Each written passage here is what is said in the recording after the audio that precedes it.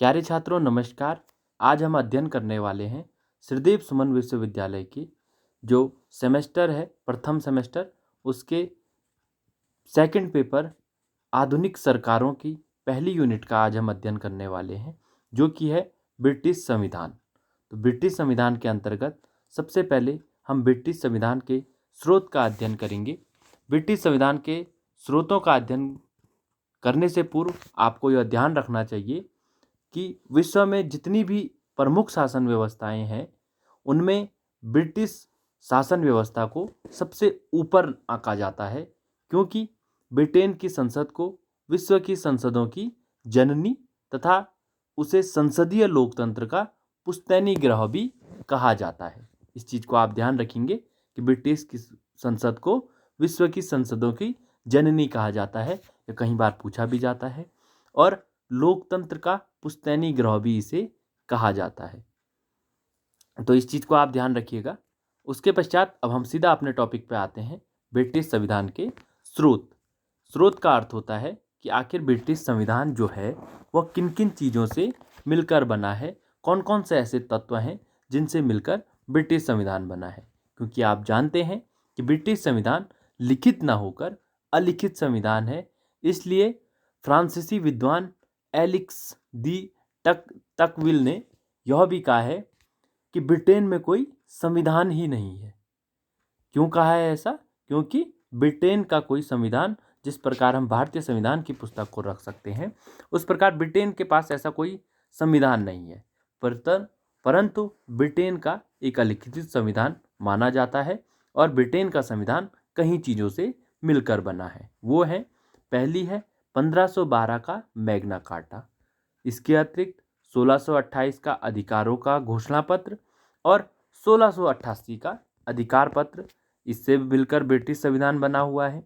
दूसरा स्रोत है संसद द्वारा पारित किए गए अधिनियम।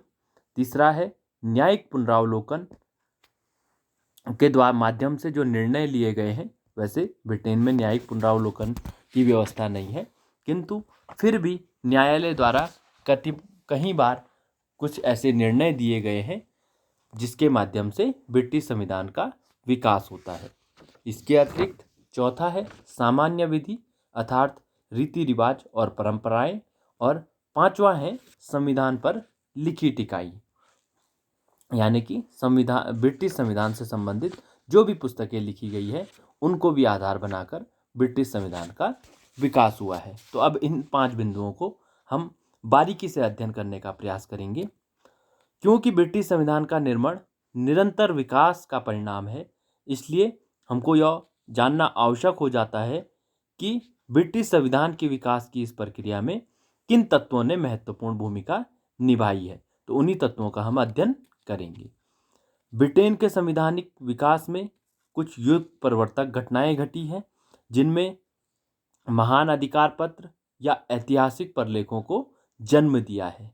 इसी में जो प्रथम महत्वपूर्ण घटना है वह 1215 का मैग्ना कार्टा, जिसमें कि जो राजा था उसने कुछ अधिकार वहाँ की जनता को सौंपे थे। इसके पश्चात 1628 का अधिकारों का घोषणा पत्र और 1688 के अधिकार पत्र का भी विशेष महत्व ब्रिटिश संविधान में है। दूसरा है संसद द्वारा पारित किए गए अधिनियम। ब्रिटिश संविधान अलिखित होते हुए भी उसमें कानूनों का काफ़ी अंश है। मताधिकार, निर्वाचन पद्धतियां, संसद के दोनों सदनों के पारस्परिक संबंध और सार्वजनिक अधिकारियों के अधिकारों तथा कर्तव्यों आदि के संबंध में संसद के द्वारा समय समय पर महत्वपूर्ण अधिनियम पारित किए गए हैं और ये ब्रिटिश संसदीय अधिनियम के महत्वपूर्ण स्रोत हैं। उनमें संसदीय अधिनियम और परिनियमों में जो महत्वपूर्ण अधिनियम है उनको हम देख लेते हैं। पहला है बंदी प्रत्यक्षीकरण अधिनियम 1679। दूसरा है व्यवस्था अधिनियम 1701। तीसरा है स्कॉटलैंड के मिलने का अधिनियम 1737, अर्थात इस अधिनियम के द्वारा स्कॉटलैंड को ब्रिटेन में मिलाया गया था। इसके अतिरिक्त चौथा है 1832, 1867 और 1884 के सुधार अधिनियम, जिसमें कि ब्रिटिश संविधान को कुछ सुधारात्मक कार्य किए गए थे। पांचवा है 1911 और 1949 का संसदीय अधिनियम। छठा जनप्रतिनिधित्व अधिनियम 1918, जिसके माध्यम से जो निर्वाचित प्रतिनिधि होते हैं उसके संबंध में सेवा शर्तें निश्चित की गई थी। सातवां है वेस्टमिनिस्टर अधिनियम 1931 और अंतिम है राजमुकुट के मंत्रियों के अधिनियम 1937। तो ये कुछ अधिनियम हैं जो कि संसद द्वारा पारित किए गए हैं और वो आज ब्रिटिश संविधान के प्रमुख स्रोत माने जाते हैं। अब तीसरा हमको ध्यान रखना है न्यायिक पुनरावलोकन के निर्णय। तो ब्रिटिश संविधान में हालांकि अमेरिकी संविधान की भांति न्यायिक पुनरावलोकन, जिसे कि जुडिशियल रिव्यू कहा जाता है, ये व्यवस्था नहीं है, लेकिन न्यायालयों ने संविधान के विकास में पर्याप्त योग दिया है। ब्रिटिश नागरिकों को स्वतंत्रता तो बहुत अधिक सीमा तक न्यायिक निर्णयों के माध्यम से ही प्राप्त हुई है। कुछ उदाहरण देख लेते हैं। विल्कीज बनाम वुड के अभियोग में यह निर्णय लिया गया था कि किसी भी अनाम निर्दिष्ट व्यक्ति की तलाशी अथवा उसके कागजात को अधिकार में लेने का सामान्य अधिपत्र अवैध है। इसके अतिरिक्त सामरसेट के अभियोग में ब्रिटेन से दासता के अंत करने की घोषणा की गई थी। हाबल अभियोग में न्यायाधीशों की स्वतंत्रता की गारंटी दी गई थी, जबकि बुसेल अधिनियम 1670 या बुसेल्स अभियोग 1670 के आधार पर जूरियों की स्वतंत्रता की दृढ़ स्थापना की गई थी। जूरी मतलब होता है जो जैसे भारत में न्यायाधीशों का समूह होता है जो निर्णय लेते हैं, तो उसी को जूरी कहा जाता है। जब बहुत सारे न्यायाधीश को मिलाकर कोई कमेटी या अगर उनको बहुत सारे न्यायाधीश एक साथ निर्णय कर रहे हैं तो उसे जूरी कहा जाता है। आपने इसको कई बार सुना भी होगा। चौथा है सामान्य विधि। सामान्य विधि का अर्थ होता है रीति रिवाज या परंपराएं। आपने भी देखा होगा भारतीय संविधान में भी कई रीति रिवाज और परंपराएं हमको देखने को मिलती है, किंतु ब्रिटिश संविधान में जितनी अधिक रीति रिवाज और परंपराएं देखने को मिलती है उतना विश्व के किसी भी संविधान में देखने को नहीं मिलती है। ब्रिटिश नागरिकों के मूल अधिकार व स्वतंत्रताएं सामान्य विधि पर आधारित है। सामान्य विधि का मतलब है उन नियमों से है जिनका निर्माण संसद अथवा सम्राट द्वारा नहीं किया जाता, वरन जो रीति रिवाज और परंपराओं पर आधारित होती है और जिन्हें न्यायालय द्वारा स्वीकार कर लिया गया होता है।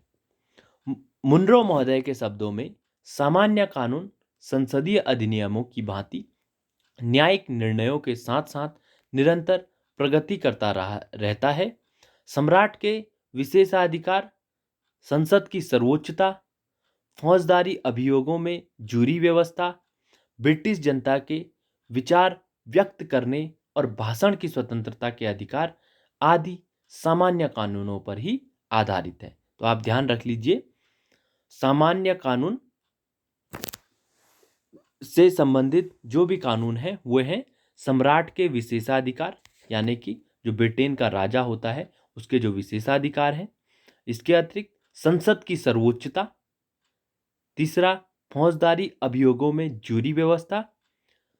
ब्रिटिश जनता के विचार व्यक्त करने और भाषण की स्वतंत्रता के अधिकार, ये सारे जो हैं सामान्य कानून के आधार पर ही या सामान्य विधि के आधार पर ही निर्मित किए गए हैं। इसके अतिरिक्त ब्रिटेन की संसदीय व्यवस्था पूर्णतया प्रथाओं और परंपराओं पर ही आधारित है। कुछ उदाहरण हैं, सम्राट जॉर्ज प्रथम के अंग्रेजी भाषा से परिचित न होने के कारण उनके द्वारा मंत्रिमंडल की बैठकों की अध्यक्षता करना बंद कर दिया गया और तभी से यह परंपरा स्थापित हो गई कि सम्राट मंत्रिमंडल की बैठकों की अध्यक्षता नहीं करेगा। इसी तरह एक दूसरी प्रथा है कि प्रथम प्रधानमंत्री सर रॉबर्ट वालपोल के समय से यह परंपरा स्थापित हुई है कि लोक सदन में बहुमत दल का नेता ही प्रधानमंत्री बनेगा और लोक सदन में बहुमत का विश्वास खो देने पर वह अपना त्यागपत्र दे देगा। इसी तरह और भी अनेक परंपराएं हैं जिन पर ब्रिटिश संविधान क्या है, आधारित है। इसलिए सामान्य विधि को भी ब्रिटिश संविधान के स्रोत में रखा जाता है। अंतिम है संविधान पर लिखी टीकाएं। संविधान पर लिखी टीकाओं की जब हम बात करते हैं तो कुछ महत्वपूर्ण पुस्तकें हैं जिन्होंने कि ब्रिटिश संविधान पर के विकास में महत्वपूर्ण योगदान दिया है। और संविधान से संबंधित कोई महत्वपूर्ण संवैधानिक समस्या उपस्थित होने पर संसद, न्यायालय और सभी संबद्ध पक्ष इन टीकाओं का आश्रय लेते हैं। ब्रिटिश संविधान और शासन व्यवस्था पर लिखे कुछ प्रमुख ग्रंथ जिससे संविधान और शासन व्यवस्था को समझने में सहायता मिलती है, इस प्रकार है।